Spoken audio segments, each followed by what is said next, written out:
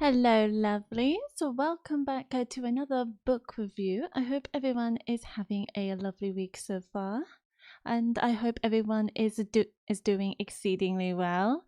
Yes, there is going to be another book review. I'm sorry, I didn't I haven't been able to finish it by last Saturday, but hopefully I managed to finish it for this Saturday, and I'm sure it's a book particularly fantasy readers has already probably read before, so I'm very much late into the game when it comes to reading this book, but it's been on my TBR list for a while, very much so. And so this is, I'm going to be talking about A Darker Shade of Magic by V.E. Schwab. Now, first of all, I want to talk about the cover first, because I think that that's the first interest of my of this book, because it is the color scheme is black, red, and white. Probably my favorite color scheme. I don't know why. I think it's just because everything just pops and everything complements each other as well. But yeah, to let me just give you a quick look of the book. Like you see, it's very, very beautiful. Now, the reason why I want to talk about the cover first is because it basically pretty much gives the book, even just the cover itself, pretty much gives a summary about the basic summary of what the book is about. So, for start off with, the book is talking about Kel. This a person here who is a traveler, or is known in the book Antari. I don't know if I'm pronouncing the word correctly. Antari. And basically, Antaris have the ability to open doors to go to different versions of world, or in which case, if you see at the bottom, different versions of London. For starters, you have the grey London here, which is basically our London. It is a London all about humanity, but there is no magic, and it is ruled by King George III. But people there are like enthusiasts and collectors who are very well aware that there is magic somewhere, and always looking for people that has like magic artifacts, and would go crazy to collect and be enthusiastic about magical artifacts and hoping to get some sort of magic themselves. But in originally it's not a magical place, grey London, as this one is red London. That is where Kel comes from. He is the son, well, not the son, more like an adoptive son of the royal family within the red London.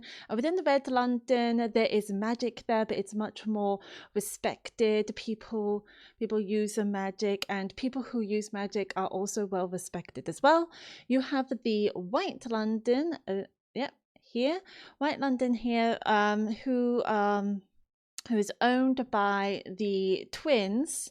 We'll get to them. Owned by the twins, who are very, very power hungry, who is full of magic and would want some more magic, and rules over the people who are constantly starved and wanting magic. So White London is a very, very awful place. And then over here is a Black London, or in which case considered dead London, where everything was ruled and destroyed by magic to the point where there is no humanity left. As I'm sure you noticed that everywhere has outlines of London. You can even see like the River Thames at the center, but not Black London. It's completely dead. Now, the reason why I want to talk, and the main focus I feel like is about this book, is definitely world building. The world building is absolutely fascinating. I will not lie. At first, particularly on the first couple of chapters, the world building is very, it's kind of confusing. I wasn't kind of expecting what I got into into this book, I wasn't expecting 4 different Londons. I thought it was like parts of London to be part of one London to be completely different, but no, it's like there's like 4 different worlds, all have a different different opinions when it comes to what's important, magic or humanity. So it's quite interesting on that effect. So I was quite confused because Cal started off within Grey London, which I thought it was the main London, but then it goes off to going into Red London, which is absolutely completely different when we get introduced by his family, the people there that has different opinions of different people when he met in Grey London, where it's King George III, where he went mad. I mean, in history he did go mad, but in this book he went mad and wanting magic consistently, and then meet other people who wanted magic. And then in Red London there's already people with magic, but they are there to be admired, as Kel was. And within that, we meet his family. We meet the king and queen. That was his adoptive parents, and then his brother. I want to say it's spelled RHY. For people who've read this book, let me know if I pronounced it wrong. But Prince Ree, who is working hard to become the king of Red London, but he's very, very worried because he believes that he's not strong enough to be king because he possesses no magic. So he fears that he won't get respected, which I find to be quite interesting. And so he met up with another Antari, not Kel, but Antari called Holland, where he says that he would give Prince Ree a gift that would make him strong, which is a pendant. And that's kind of where the story starts a little bit. Then it will move on to becoming the main focus of Kel, and then later on a next character. Now, I don't know how far I can get into without spoiling anything, but I could definitely say something about when it comes to characters, particularly of the 2 main characters, as well what is the focal points within this book. As I said before, world building is definitely the focal point, because it's not just the beginning or even the blurb to describe what each London's is built like and their opinions are, but it will continuously build around of what is happening to the characters and to different scenarios, because it's always very highly descriptive when it comes to what magic is doing, because even though there are different Londons with different opinions, there's also different magics as well. So you would meet some other characters that also possesses a different sort of magic abilities that would become a huge twist within the story that would end up going into a different path, and it ends up makes things very mysterious. Everything, you will end up getting a lot of questions, and you always constantly want to read more to get those answers. Everything is very mysterious. You always end up learning new things, and it ends up being you just can't put it down, essentially, because once you get into it, you just can't stop. So which kind of reminds me, actually. So Kel later on ends up being given some sort of magical stone that he has been told to return to Black London. So as I said, Black London is known as the Dead London. So he was unsure whether he can go into that London, but he was being told to take this magical stone to Black London. That ends up being the biggest main obstacle of this entire book. But throughout the journey, he meets this girl called Lila.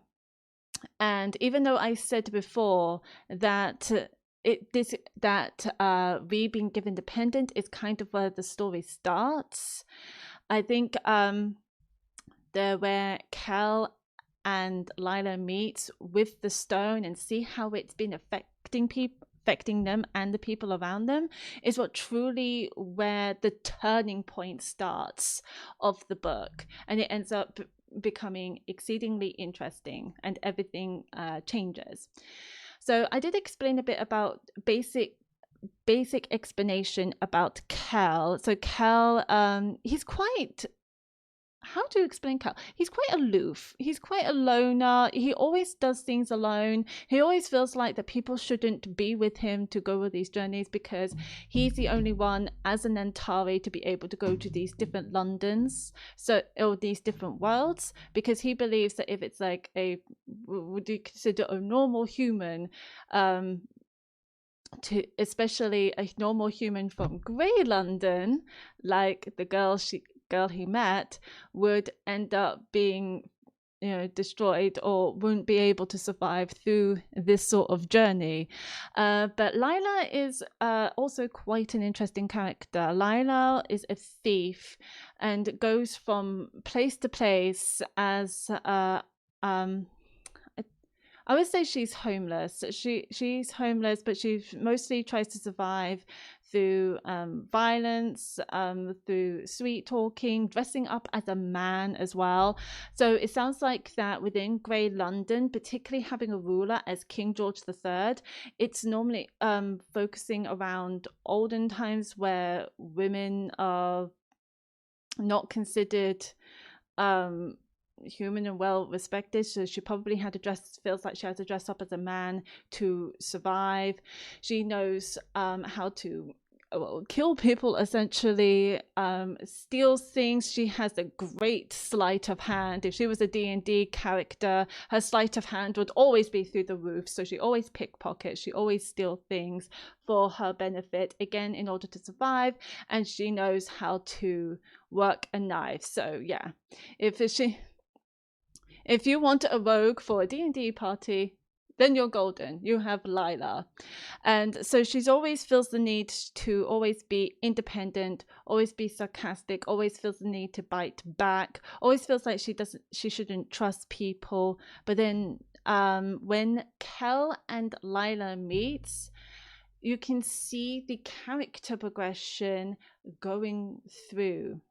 At first I didn't particularly like Lila, but as I read the book and knowing a bit more about Lila, I see that she is a very strong character, but also she progresses into, as it says in the book, a bit more human, as you say, because she feels like she couldn't be human within a hard situation. So but when she works with someone else, she feels like that she can be, I would say, a bit more vulnerable, I would say.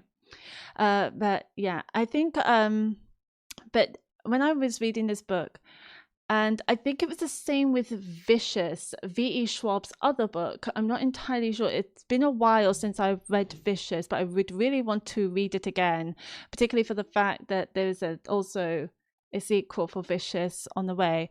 But I remember V.E. Schwab has an absolute knack when it comes to world building. Now, but the thing is with fantasy books, and I don't know if it is about you, I always find it a bit intimidating to get started with fantasy worlds because you kind of don't know what to expect. It's always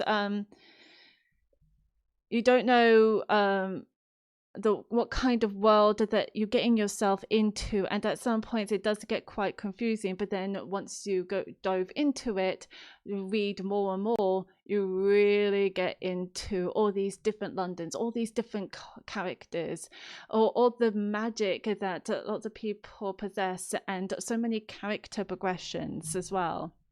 So it's really good on that front.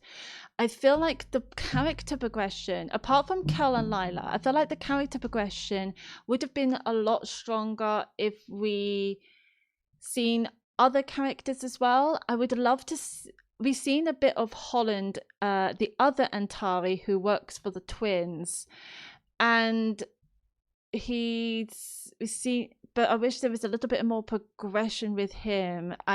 Because they kind of described of what he's like. He's always angry. He's always full of anger and always constantly feeling like they want to kill people. But it sounds to me like the way they describe him, it sounds like it was much more of a shock from Holland's character. And so I would wish I would have known more about Holland's progression. Same goes for Ree. I wish I seen more of Ree, that way. So of his progression, because to me he seemed like quite a spoiled prince, but the progression didn't really hit until at the very end. And same goes for the twins as well. The twins who ruled White London, who are very power hungry and always want something for themselves.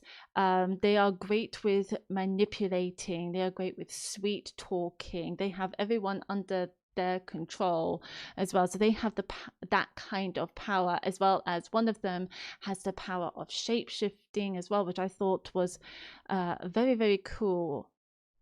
I thought it was very, very cool, and I wish I would see more of them, because I love really complex villains. I think complex villains, particularly ones that are very fearful and complicated, and always have people at the palm of their hands, I always find to be so interesting. And for any Baldur's Gate fans out there, I'm so sorry, I feel like when I read the description of one of the twins, it just reminds me of Astarion from Baldur's Gate 3, of the way he talks. It always sounds so seductive, everything he says, as well as his image and how he goes things about it. So it just reminds me of him.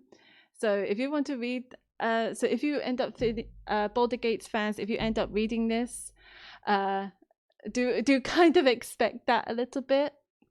But yeah, I give my overall opinion. At the start, as I said before, it was a little bit confusing. I was quite confused as Kel jumps from one London to the next, and then the other London, and then I felt like I had to go back and read again on some of the chapters to understand the world a bit more. But then once I continue through the book, then I was very much into it. I very much enjoyed it. I couldn't put it down. I absolutely love it. I love the progression of the characters. I think the progression of the characters are very, very important. Definitely. And V.E. Schwab was really spot on with the progression of the characters. It made me love one of the main characters as well, Lila, moment as before the end of the book. So I very much enjoyed that, and I really love what it provides with so much magic. So overall, I would give this a 4 out of 5 stars. I feel like there should be a bit more explanation with the world, I think, at the beginning, so that it doesn't feel like a deep dive. It was very, very fast paced, so definitely. So I feel like the pace should have been a bit slower to understand the world a bit more before getting into the story. I definitely, or maybe before getting into the story. And as for the characters, I wish there were more appearances of the characters. I know it would feel like the story would have been longer and bigger, but I think it would have made it much more impactful. Definitely. But otherwise, it is still impactful. It is still very enjoyable, and I did absolutely love it, and I do recommend it, particularly for any fantasy fans out there.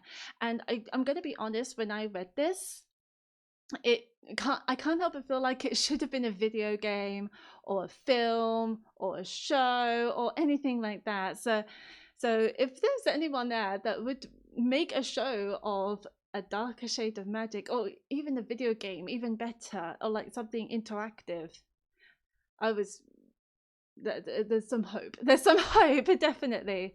But yeah, I will give this a 4 out of 5 stars, mostly because of the confusion at the beginning and wishing for no understanding more of the characters. But yes, it's quite high because I thoroughly enjoy it, and I do recommend it to any fantasy fans out there. But yes, thank you so much for joining me in my interview.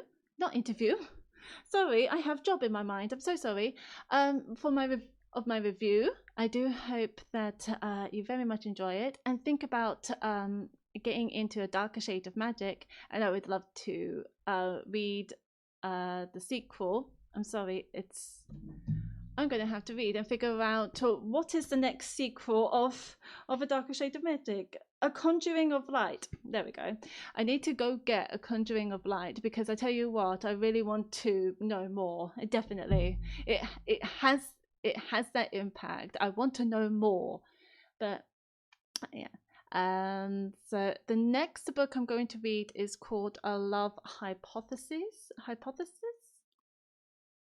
A Life Hypothesis. It is a YA romance contemporary book about a grad student who's getting a PhD and fell in love with someone within that field. So for something different. But yes, thank you ever so much for joining me in my review. I do hope that you very much enjoy it.